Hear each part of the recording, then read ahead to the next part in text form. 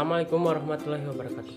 Halo teman-teman, dengan berdirinya saya di sini, saya akan membahas tentang materi terakhir, yaitu memperkukuh persatuan dan kesatuan bangsa dalam negara kesatuan Republik Indonesia. Materi ini terbagi menjadi 4 poin penting utama, yaitu yang A, makna persatuan dan kesatuan bangsa. Poin B, kehidupan bernegara dalam konsep negara kesatuan Republik Indonesia. Poin C, faktor pendorong dan penghambat persatuan dan kesatuan bangsa. Dan poin D yang terakhir, perilaku yang menunjukkan sikap menjaga keutuhan negara kesatuan Republik Indonesia. Saya akan membahas poin A terlebih dahulu. Makna persatuan dan kesatuan berasal dari kata satu yang bermakna utuh dan tidak terpisah-pisah. Dalam Kamus Besar Bahasa Indonesia atau KBBI, persatuan adalah gabungan beberapa bagian yang sudah bersatu. Sementara kesatuan berarti perihal satu, dan begitu persatuan dan kesatuan memiliki makna bersatunya keanekaragaman dalam masyarakat Indonesia seperti suku, agama, ras, sosial budaya, dan ekonomi menjadi satu kebulatan utuh dan serasi. Selanjutnya, ada aspek sosial di dalam makna persatuan dan kesatuan, yaitu kesatuan politik, kesatuan ekonomi, kesatuan sosial budaya, dan kesatuan pertahanan dan keamanan.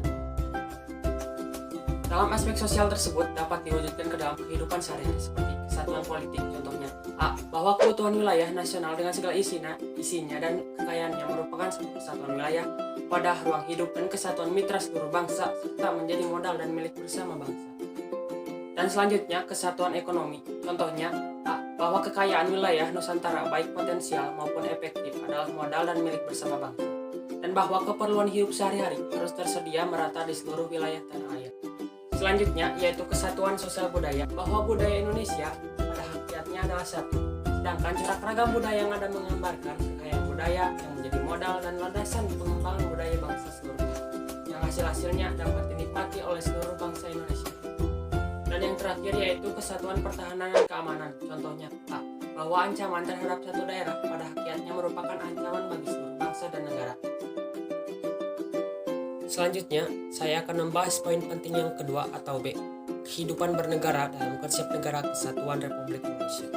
1. Konsep NKRI menurut Undang-Undang Dasar Negara Republik Indonesia tahun 1945, perubahan UUD NRI tahun 1945 mengkukuhkan keberadaan Indonesia sebagai negara kesatuan dan menghilangkan keraguan terhadap pecahnya negara kesatuan Republik Indonesia. Pasal-pasal dalam Undang-Undang Dasar Negara Republik Indonesia tahun 1945 telah prinsip negara kesatuan Republik Indonesia dan tidak sedikit pun mengubah negara kesatuan Republik Indonesia menjadi negara federal. Pasal 1 ayat 1 Undang-Undang Dasar Negara Republik Indonesia tahun 1945 yang merupakan naskah asli mengandung prinsip bahwa negara Indonesia ialah negara kesatuan yang berbentuk republik. Pasal yang dirumuskan oleh Panitia Persiapan Kemerdekaan Indonesia tersebut merupakan tekad bangsa Indonesia yang menjadi sumpah anak bangsa pada 1928 yang dikenal dengan Sumpah Pemuda, yaitu satu tanah air, satu bangsa, satu bahasa, yaitu Indonesia. 2. Keunggulan negara kesatuan Republik Indonesia. Dalam keunggulan negara ini sebenarnya ada banyak, tapi saya akan menyebutkan beberapa saja, yaitu jumlah dari potensi penduduknya yang cukup besar, memiliki keanekaragaman dalam berbagai aspek kehidupan sosial budaya. Dalam pengembangan wilayah, kita mempunyai konsep wawasan Nusantara, memiliki tata krama atau keramah tamaan, letaknya yang amat strategis, dan memiliki keindahan alam yang pesona, dan serta menjadi negara yang mempunyai salah satu keajaiban dunia, yaitu Candi Borobudur. Selanjutnya, saya akan membahas poin penting yang ketiga atau C, yaitu faktor pendorong dan penghambat persatuan dan kesatuan bangsa. Sebenarnya ada banyak faktor pendorong dan penghambat persatuan dan kesatuan bangsa, tapi saya akan hanya membahas bagian satu. Dalam faktor pendorong ini ada 1. Rasa semangat perjuangan, keinginan untuk bersatu, dan kemampuan masyarakat dalam mengatasi perbedaan cara dan keanekaragaman budaya. Lalu, kalau dalam faktor penghambat yaitu faktor internal, faktor eksternal, dan sikap etnosentrisme, saya akan membahas masing-masing 3 poin itu yang dari faktor pendorong maupun faktor penghambat. Saya akan membahas yang faktor pendorong dulu. Rasa senasib dan seperjuangan adalah perasaan yang muncul karena orang-orang punya latar belakang sejarah, sosial, dan budaya yang sama. Maksudnya adalah pada masa penjajahan masyarakat Indonesia bekerja sama dan berperang dalam melawan para penjajah. Dari disitulah masyarakat Indonesia merasa adanya rasa senasib dan seperjuangan yang diakibatkan oleh penderitaan semasa penjajahan. Lalu selanjutnya, keinginan untuk bersatu ialah sebagai warga negara Indonesia, kita harus menghilangkan perbedaan-perbedaan untuk mencapai kesatuan dengan adanya kesadaran bahwa kesatuan itu merupakan hal yang paling baik dan utama untuk menjaga keutuhan negara kesatuan Republik Indonesia.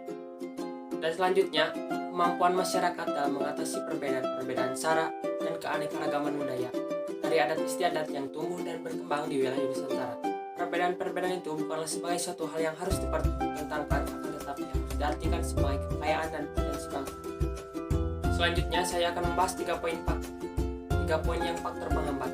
Faktor internal yang menghambat integrasi nasional di era distribusi yaitu kepentingan pribadi, disparitas kelompok dan golongan, kesenjangan ekonomi, serta kesenjangan politik. Salah satu faktor pendukungnya yaitu peluang bisnis online di Indonesia sangat besar. Era disrupsi ini itu ditandai dengan tergunakannya teknologi kecerdasan dari teknologi informasi dalam proses industrialisasi dan marketing. Selanjutnya, faktor eksternal. Faktor eksternal yang menghambat integrasi nasional di era disrupsi ini adalah kepentingan regional dan global internasional yang tidak sesuai dengan kepentingan nasional Indonesia. Perkembangan global internasional di era disrupsi ini saat ini semakin tinggi. Akibatnya semakin terbukanya sistem di bidang komunikasi dan teknologi antar individu dari beragam negara dapat bergerak dari satu wilayah ke negara lain, investasi dari satu negara lain ke negara lain. Dan yang terakhir ialah sikap etnosentrisme. Sikap etnosentrisme adalah sikap atau pandangan yang berpangkal pada masyarakat dan budaya sendiri, biasanya disertai dengan sikap dan pandangan yang meremehkan masyarakat dan kebudayaan lain. Perilakunya adalah menonjolkan kelebihan budaya suku bangsa sendiri dan menganggap rendah budaya suku bangsa yang lainnya. Adanya etnosentrisme di antara beberapa suku bangsa yang menonjolkan kelebihan budayanya dan menganggap rendah budaya suku bangsa lain. Masing-masing individu maupun kelompok lebih meningkatkan kepentingannya sendiri sebagai warga negara Indonesia yang baik, haruslah memiliki prinsip pentingnya integrasi nasional. Selanjutnya saya akan membahas poin terakhir yaitu D. Perilaku yang menunjukkan sikap menjaga keutuhan negara kesatuan Republik Indonesia. Perilaku menjaga sikap keutuhan NKRI adalah perilaku yang dapat berdampak pada keutuhan NKRI. Sebagai contohnya ialah menjaga rasa kebersamaan, cinta tanah air, meningkatkan kualitas diri dengan belajar agar bisa menjadi generasi penerus bangsa, taat dan patuh kepada hukum yang berlaku di Indonesia, bisa mudah menerapkan nilai-nilai Pancasila, sikap rela berkorban, dan tidak menunjukkan sikap etnosentrisme. Contoh sikap di ataslah yang dapat berdampak pada keutuhan negara kesatuan Republik Indonesia. Sebelum sesi presentasi ini berakhir, saya akan menyanyikan sebuah lagu dari ciptaan Ibu Sud yang berjudul Tanah Airku. Tanah airku kau tidak kulupakan, kan terkenang selama hidupku.